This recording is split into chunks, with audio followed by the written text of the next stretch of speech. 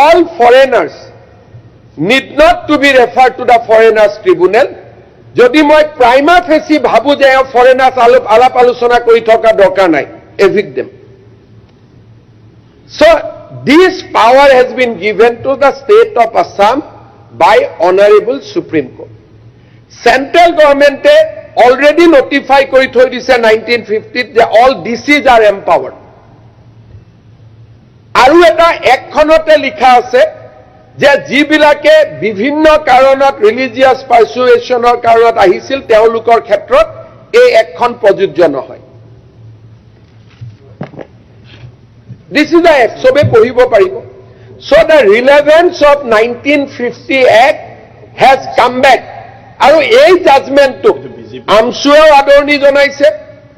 All the Muslim intellectual of Assam has welcomed this judgment.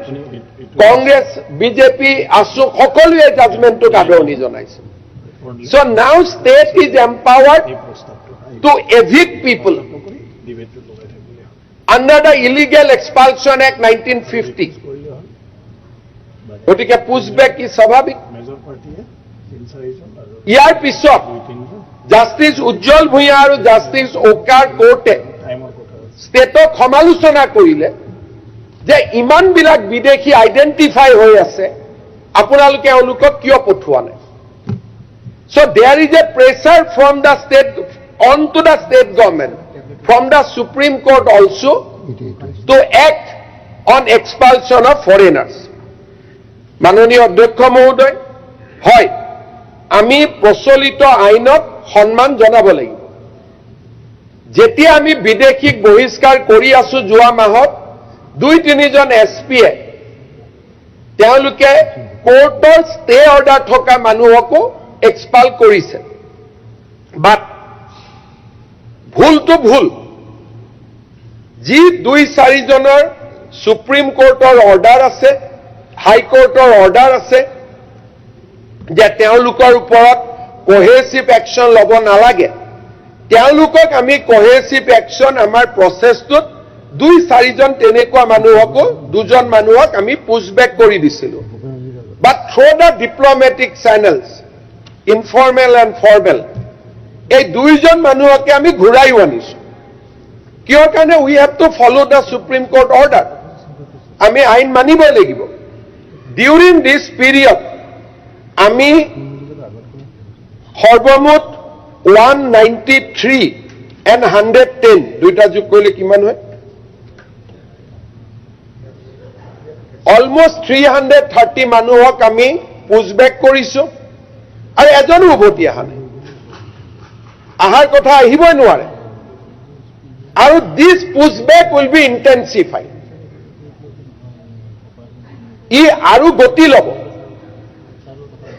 কাৰণ আমাৰ ৰাজ্যত যি ধৰণে পাকিস্তানী এলিমেণ্ট সোমাইছে, বাংলাদেশৰ ফাণ্ডামেণ্টেলিষ্ট এলিমেণ্ট সোমাইছে, ষ্টেটখনে নিজক বচোৱাৰ কাৰণে আমি আগতকৈ বেছি এক্টিভ হ'ব লাগিব, আগতকৈ বেছি আমি প্ৰ'এক্টিভ হ'ব লাগিব.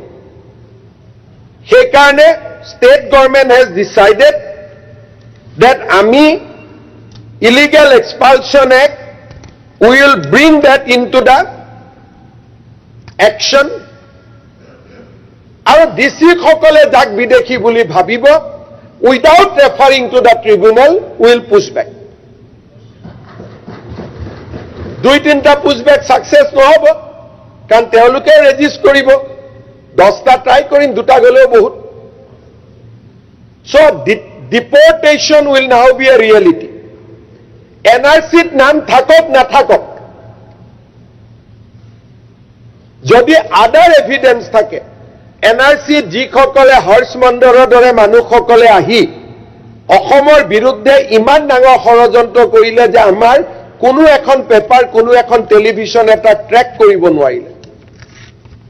হৰ্ষ মণ্ডল আৰু কেইজনমান ইয়াৰে লোকেল চ' সুপ্ৰিম কোৰ্ট, এতিয়া কংগ্ৰেছৰ প্ৰেচিডেণ্টৰ আগে পিছে ঘূৰি থাকে, তেওঁলোকে মিলি এটা জাল বনাই পেলালে যে অমুক চন্দ্ৰমোহন পাটোৱাৰী আৰু ৰঞ্জিত দাসৰ বাপেক মাকৰ নাম একে. তেওঁলোকে চেইন বনাই পেলাই মানুহখিনিক ইণ্ডিয়ানাইজ কৰি পেলালে.